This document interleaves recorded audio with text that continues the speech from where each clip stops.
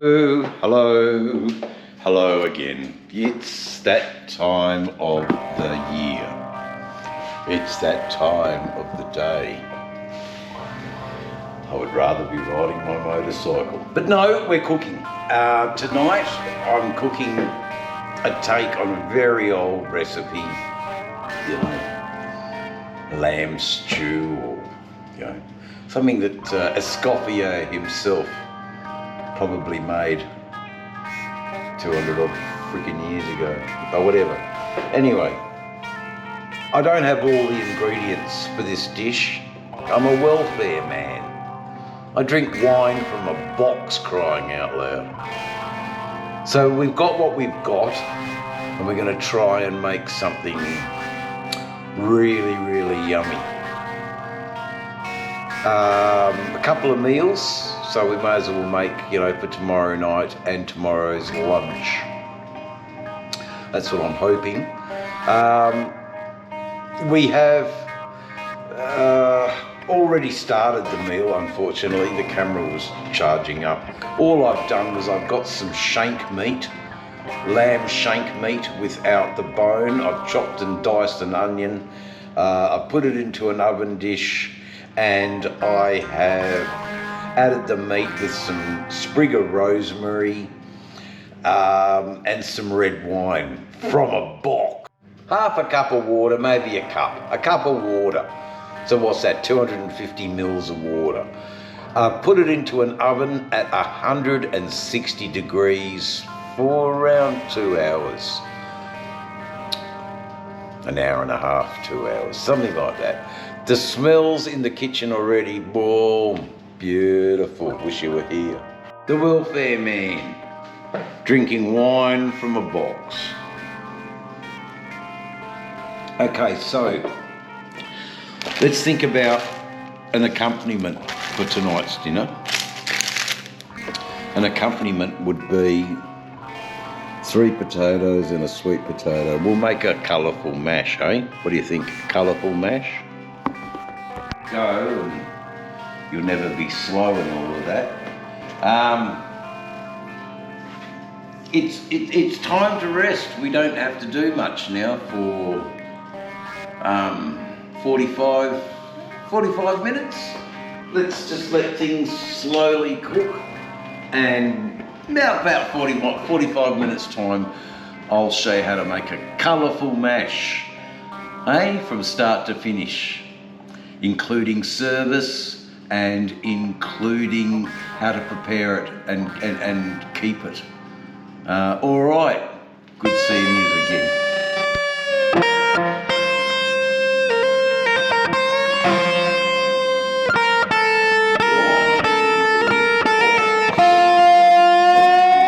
Wine from a box, everybody. Wine from a box. Now, we're not cooking at the moment, so there's no real drastic need to wash hands on entering the kitchen. However,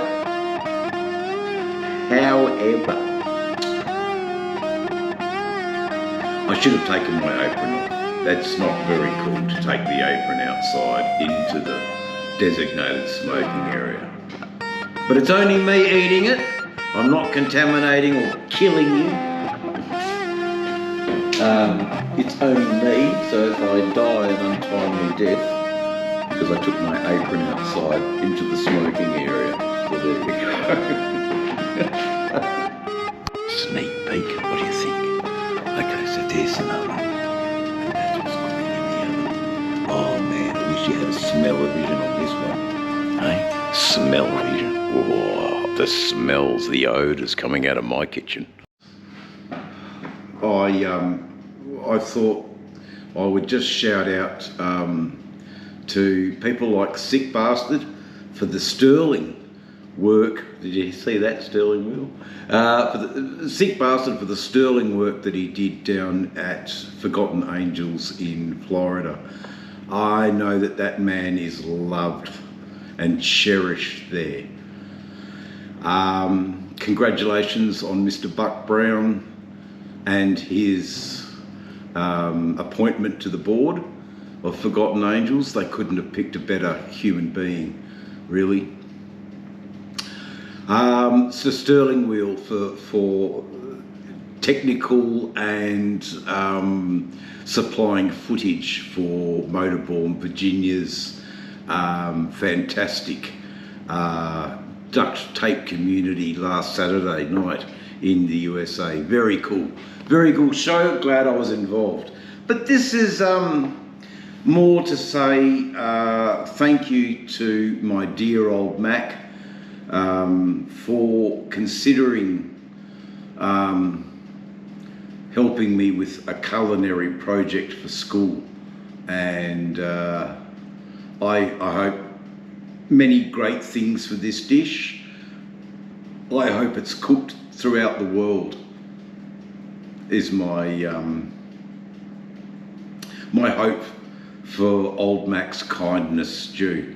Cooked throughout the world with a little thought about a man who just said, be kind to everybody.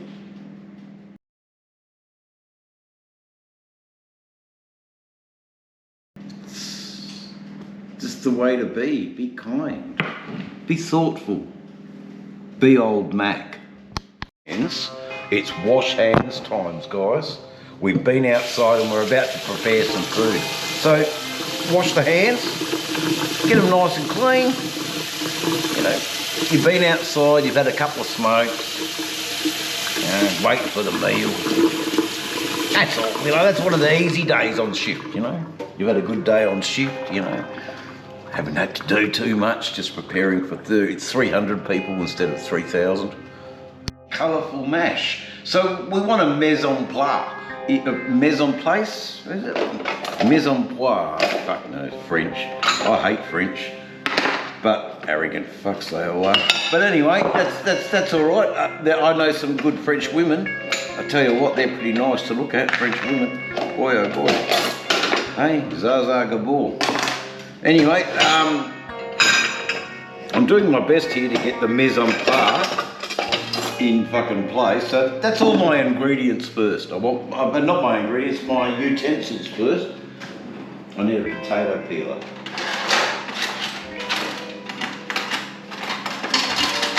You can find a potato peeler. But anyway, we got one potato peeler. We need a potato peeler. We need a knife that's been washed after dealing with the meat. So that's been washed. The knife's washed. Let's select our ingredients. One sad looking potati, pomme de terre, everybody. Pomme de terre. And I don't know what's sweet in French? Sweet pomme de terre. There you go. Okay, so that's going to make our colourful mash. We've got the salt and we've got some filtered water. Now, if we want to hurry the process up, we'll boil the water. But the trick with this dish is actually slow is better. So let's do it from start. Let's not heat the water up. Do I want an onion in today's mash? Probably not, no. Okay, so it's going to be more predominantly, it's a bit girly. It's going to be predominantly pink because I've got more sweet potato, which is red, to more potato, which is white. What happens when you add white and red together? You get pink. Okay, so there's my little sort of artist's cap coming back on. It's amazing how art and I studied art, and now I'm back studying cooking, and they are linked. I mean, I was singled out at art school because they knew I was a chef or I'd had some training. So they said, oh, can you prepare the food for the exhibition? So I've got my team of cooks, and I assigned the prettiest woman the garlic roll, where she had to peel and crush the garlic. I don't think her partner was very responsive to my demands, but poor thing. You know, if I can't have her, no one will. Just put them on the garlic detail. Look.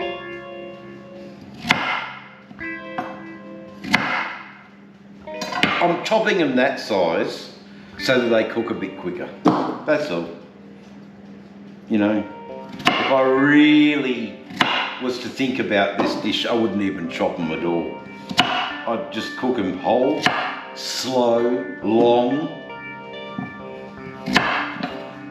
Well, we might have to wash that, I'm afraid. It's been on the floor. I am a welfare man. And that's point two of a serve. So we've washed that and I put it in. Okay, our sports. You get the idea, eh?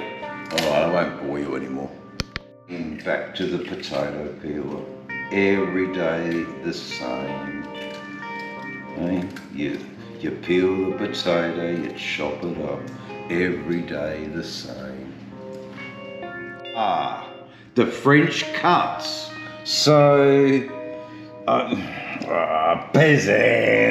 Pezzin's in there, and the bigger one, there's a bigger one. It's Chunko, I don't know, it's French. We did learn it the first week. I've forgotten already because there's so many more important things to think about than... But, you know, we should be thinking about that, because if Chef asked me to cut vegetables in a certain way, it's mainly because of the cooking process, or the serving process.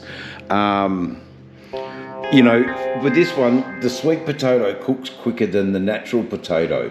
So I cut the natural potato at a further cut, if that makes sense. Let's salt and pepper and water and get this on the stove, and I can stop talking to you.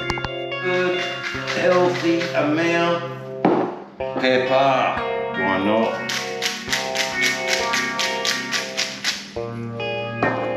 Look, filtered water.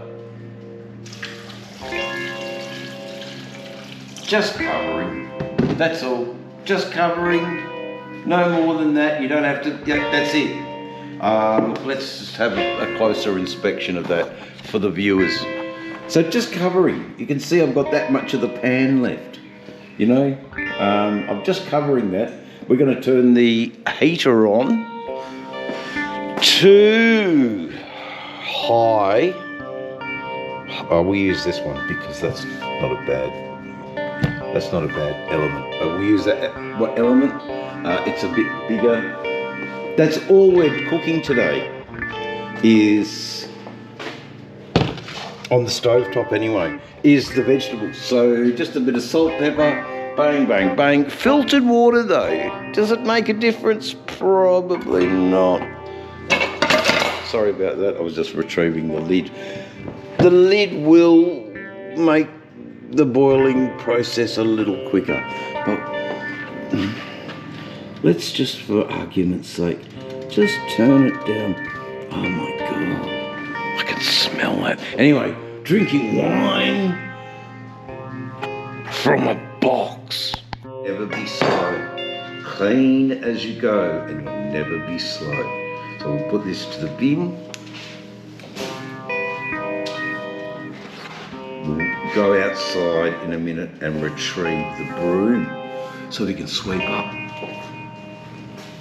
Because, you know, if you've got time to lean, they say in the kitchen, you've got time to clean. Time to lean, time to clean. Time to clean, keep it nice. Time to lean, time to clean. I've cleaned, so I've got a bit of time to lean. There you go. Tell you about tonight's dish and the name of it and all of that sort of stuff. Its origins and why. You know, but it's time to cook again. So let's have a look. We've got a pot here on the boil. And it's sort of that's what we want with the vegetables. We want it on the boil. Hey, look at that, it's on the boil. Can you hear it? Can you hear it? Okay, so look, let's say 20 minutes, we're gonna pull that meat out. And then, sorry guys, it gets fucking technical. Budget food that's technical. And this is a dish where you do need an apron. Sorry, you are master of commander of your kitchen. You're master and commander of your kitchen. If you can cook this meal for other people, you're a master and commander of the kitchen. So there will be a plating up exercise. Look, it's start to finish, guys. I hope you enjoy sticking around. So stick around to the end of the video to plate it up. You know what? I cleaned so I can lean. So the music in the background. I haven't recorded this music yet. After dinner, I'm going to record some new stuff for this video. I hope it's suitable. I will make the music with this meal in sort of mind. Colourful potato evokes, for me as the cook presenting it to you, ideas of the swinging 60s and what it was like to be hanging out with Jerry Garcia and Bob Weir in San Francisco in 1967. It must have been very cool, very colourful, probably one of the better times of being a human being for some people. There were some people also stationed in Korea and Vietnam, and that's a dark chapter that this dish does not reflect at all. This dish is about celebrating the music of the Grateful Dead. One was we've put the meat in the oven for an hour and a half at a low temperature, 160 degrees.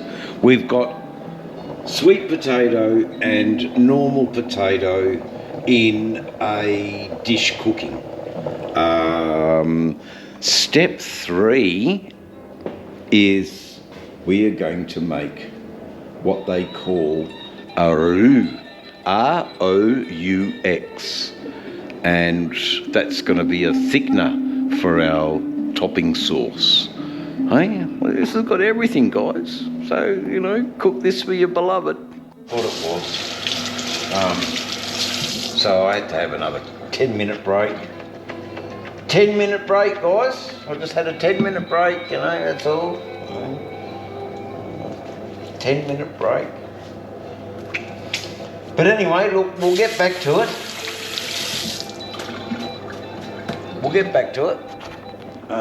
We'll stick you over here. So what we need to do now is not touch our face and hair and everything that we've done. We've just cleaned our fucking hands, for Christ's sake. But anyway,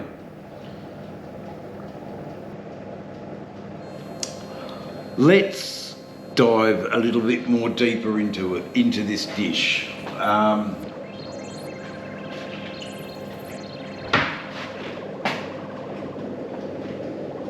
I've turned the heat off. We're done. Nothing's coming out. We're just going to let it rest. So that was a good hour and a half for some shank meat. 20 bucks. You'd get change. I'm pretty sure they were about $13, I think. $13. So we'll get a bit of change out of that. We've cooked 3 potatoes, 1 sweet potato and 1 brown onion. We've got a little bit of olive oil. Look, I bought the cheapest Lion self-raising flour. I mean, for fuck's sake, it was on special. It's still within the use by date, all of that. Yeah, they're done nice. They're done nice.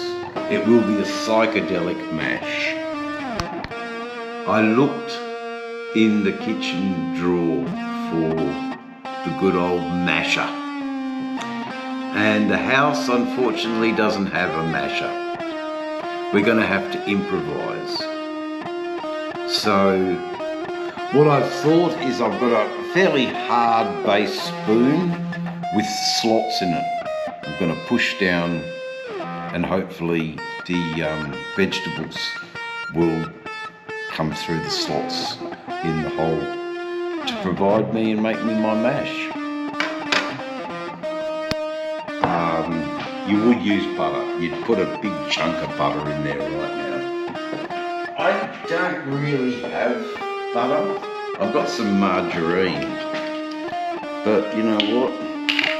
I'm going to go out on my own here.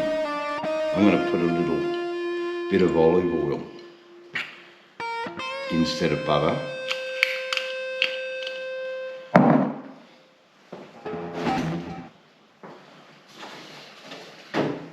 I'm going to crack an egg. A cold egg from Mrs. Barnyard. I've got an egg in there. Clean as you go and you'll never be slow.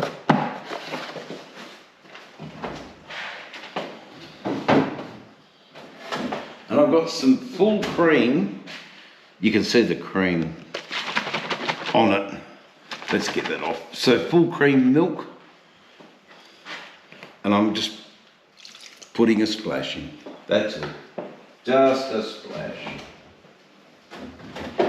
Now let's see if that crumbles through.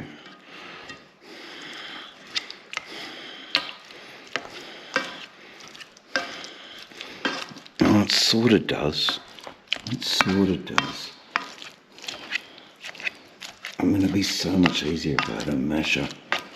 But anyway, I'm going to have to use my other hand, guys, because with the titanium shoulder replacement, that's a little bit out of my league. But anyway, psychedelic mash. Monster mash. She did the mash. He did the monster mash. She did the mash. He did the monster mash. He did the... Bloody hell, that looks nice, actually. So, come plating, this should look quite appetising. Don't worry about that. But so you saw what I put into it. Bit of egg. Bit of milk. Very high res. But we've got 2 hours. We won't need 2 hours for this. And we're just doing it very... I don't have the right utensil for the roll. It does need a stick blinder or but we are at least manipulating the ingredients to perform something different. Instead of just, cooked vegetables on the plate, they've been sort of changed a little bit. Look, it's not...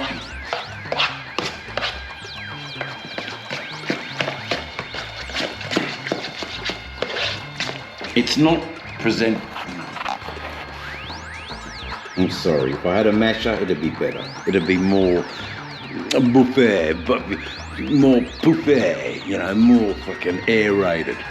That pretty much to a cooler hot plate. Very much a cool hot plate. Let's take the meat out, eh? Okay, here we go. The meat. Well, let's just get the camera angle correct first. Okay, the meat. I hope you can see the board there. That needs to be washed. And pop that in the sink. But if we take this out, we're going to burn our hands. So we need some hand protection. No good burning yourself. What's the good of that? We need to set this meat. Oh God, look at that. We need to set this meat aside and drain that juice. Okay, so we're going to get technical here. We've got a strainer, we've got a bowl, and we've got the juice from the meat. So let's strain that off.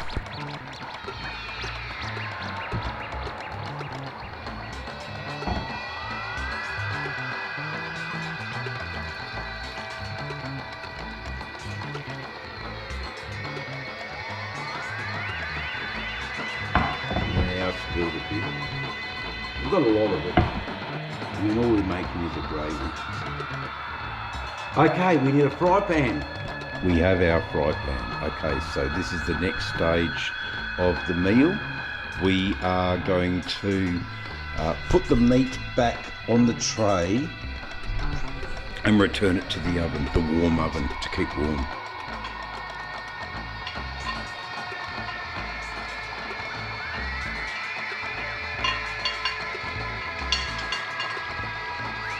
I think the addition of the old boxed wine wasn't a bad decision. Righto, clean as you go, and never be slow. Mop that extra scoop jus up. Run it under the tap. Under the tap. Squeeze. Clean up the rest. And carry on. Turning the meat back to the oven.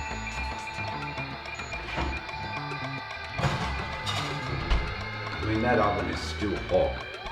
I did sort of mention it was getting a bit technical. Okay, so now we're making the sauce for the meal. The sauce. Okay, here we go. Let's start the sauce. We've got the hot plate here. We've got the pan on the hot plate. Nice and hot. I don't have butter. So for me, I'm using a little bit of olive oil.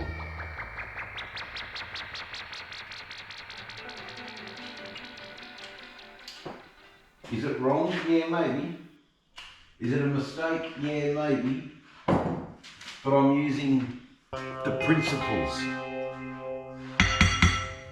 The principles of cooking, I guess. I'm just washing the spoon. Just to avoid any cross-contamination. You know, it's all the rave now, that's what they're all talking about, cross-contamination. So we've got a little bit of flour here, guys. I'm just gonna put a fucking bit of, yeah, maybe that's too much, but anyway, I'll show you how much it is.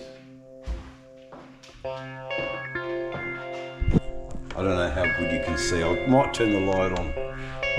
I'll turn the light on. Because, you know, weights and measurements and all that sort of thing. So I'm using about that much flour with that much oil. Okay, let's stir that in and make a roux.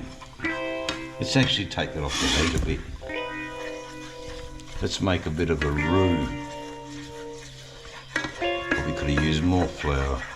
There we go. So too much oil and a bit of flour. But that's all right. That's all right. But what I want to do is thicken up a gravy. And I think essentially this is what will thicken up my gravy. Looks the same as if I used butter, but I used olive oil instead. Because I'm a welfare man. I drink wine from a box. Let's cook that flour off a little bit, that flour in the oil. Let's just let that cook a little bit. Okay, it's going good. Now I'm going to show you the alchemy. I'll bring you close. I think you should see the alchemy. Now I don't have the medium mic in.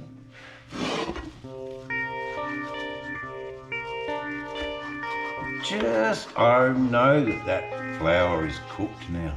I definitely know that. So, let's go. A little bit.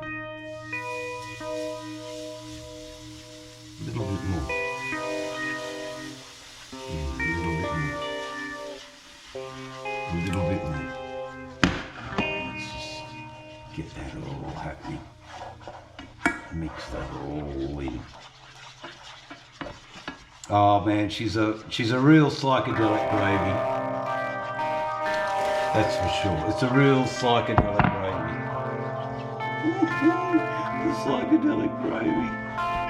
I had no idea this would really, I think, appeal to the more effeminate men out there who are cooking for their beloved. The colours are rich. It's more a rosé than, but that's sort of because of the wine. I guess the wine has stained. So look, obviously you can see I've taken it off the heat. I've turned the heat off actually. I don't need the heat. It's cooked. Man, the alchemy of making a little bit of gravy. Okay, so soon we'll just keep stirring that, getting all the lumps out. Okay, so soon we are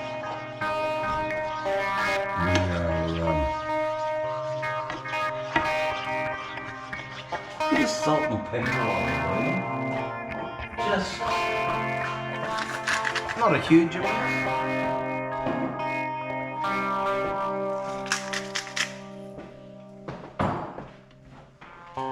A little wine from a box, just a splash.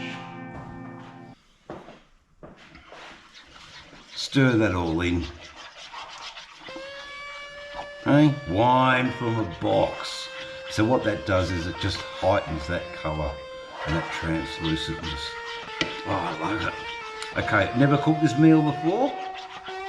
Totally running off what I've got in the pantry to make something nice for the date night. Yeah, the date night. I won't be on a date night, but you never know. Cooking these meals, I might be. But oh, it definitely now is service time. So let's plate up.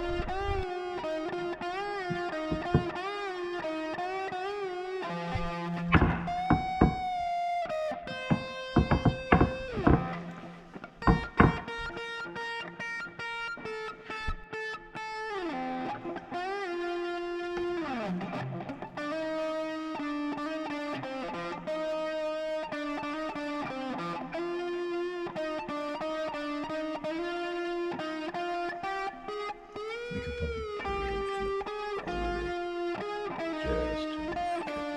corner. Okay, so you can see, look at the meat. Okay, so let's select some meat. We've got a nice bed of mash.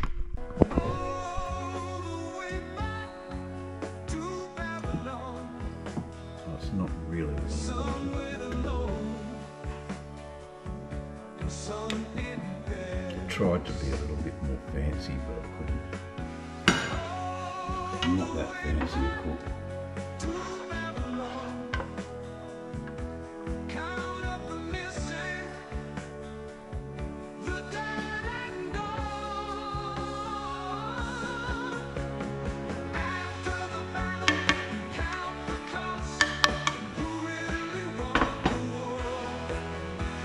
Does it look like shit? Yeah, maybe. Could be. Probably needs that sprig of rosemary. There you go. Does it look like shit? Probably not one of my nicer looking meals. That gravy is not correct. But anyway, neither was Jerry Garcia. So, onward Grateful Dead fans. That's my meal for Jerry. Let's see how hearty it tastes. As you all know, I've just cooked this meal. I put it all onto a plate. One single plate. I'm going to cover it with square wrap. One side.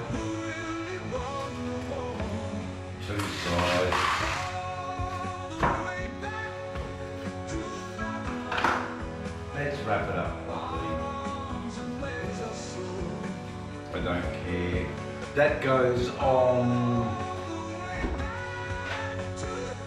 in quite a really empty fridge, really. That's tomorrow night's dinner. There you go.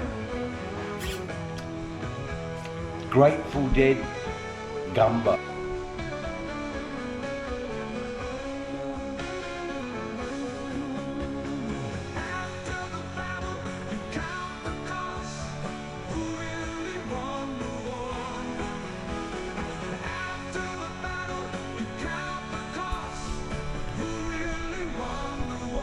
We made that. Yeah, it's pretty tasty. The surprise mash with the gravy is actually a really nice combination. The meat probably needed another half an hour. It's edible, it's cooked, but it's just a little rough. So 4 out of 10. That's pretty good though. I'm happy with that. 6 and a sketchy 7. We'll call it a sketchy 7. It's, yeah, the wine from the box just lifts it. The sketchy 7. Yeah, I'm happy with that. 7 out of 10. Thanks, viewers. Jerry Garcia's colourful mash.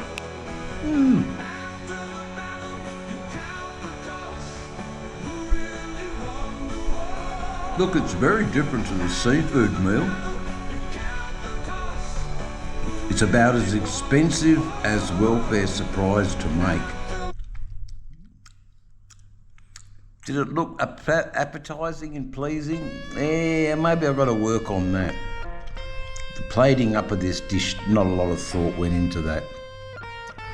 So I could have put a swirl and a big, you know, but eat your dinner for God's sake. I think the right amount of potatoes we used, too much sweet potato, and what I put in, the other volume should have been beetroot with a little bit of cream in the sauce. Maybe that might have just lifted it. Who knows? We always get it right? No. Is that better shank that I've had at other places? Yes. That shank had more flavour than that pathetically looking horrible dish than most of the places that I've been to that are, you know, because they're using powdered gravies, they're using ready-made ingredients. Beetroot, it's sadly missing beetroot for that purple psychedelic feel if we really want to think about Jerry Garcia while we devour this meal. Alright, that's it. I've done a pretty good job. Oh boy. I've got a messy tablecloth, if that's any consolation. I've enjoyed it. It's a full hearty meal. You know, I haven't eaten anything today, and that's really ploughman lunched me. I'm done. I couldn't eat it all. I plated too much up. Yeah, I'm sticking with my 7 out of 10. That wasn't too bad at all, really. I've had a lot worse.